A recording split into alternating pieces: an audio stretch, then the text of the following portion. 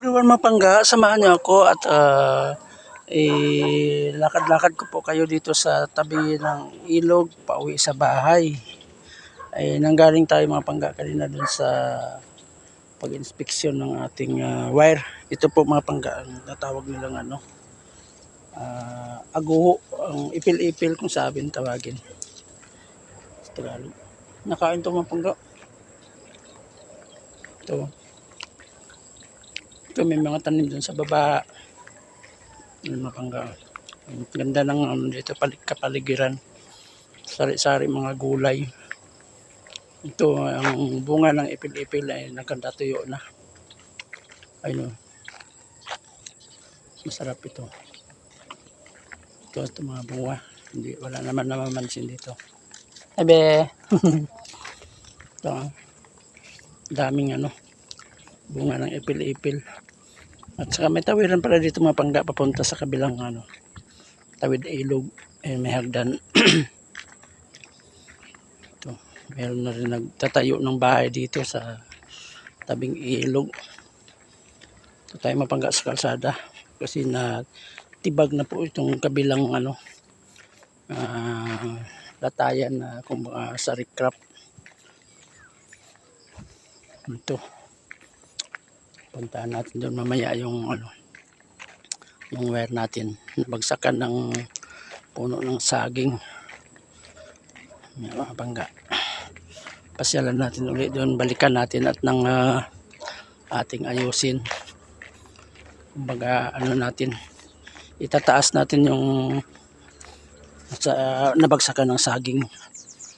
Ito mga pangga, puro dito, ipil-ipil mga madaanan natin dito sa tabi ng recrap o ilog.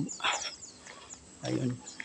Doon sa kabila mga pangga, daming mga pananim, sari-saring gulay, kamuti,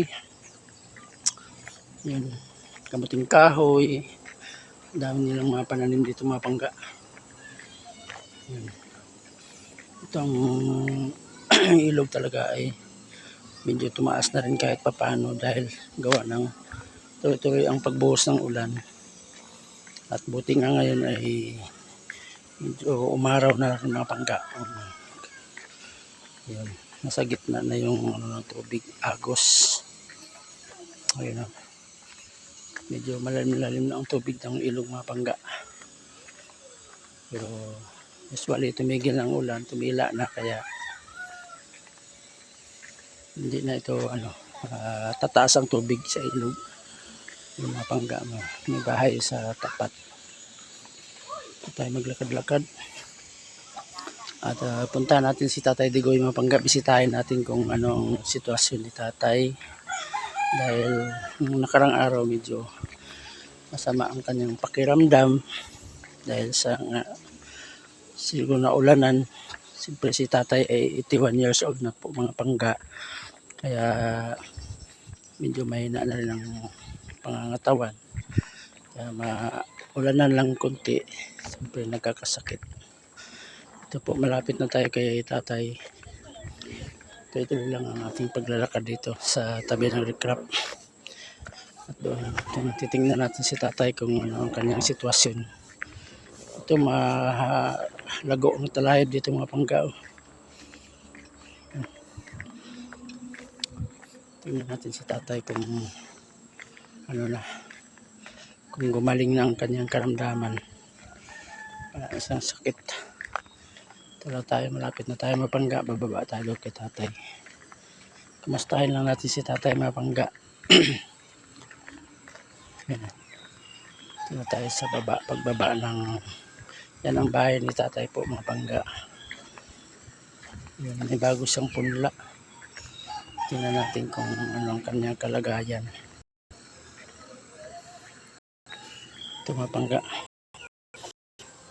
Ay dito sa hagdan para tingnan natin si Tatay kung ano ang kanyang kalagayan ngayon, kung wala na siyang sakit.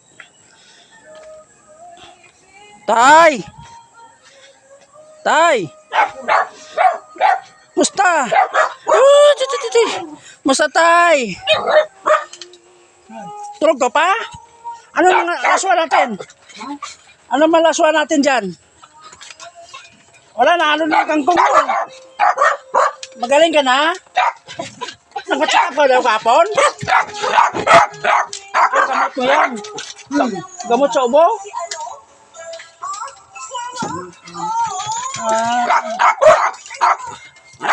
Sa gabi naman yan nakalagay.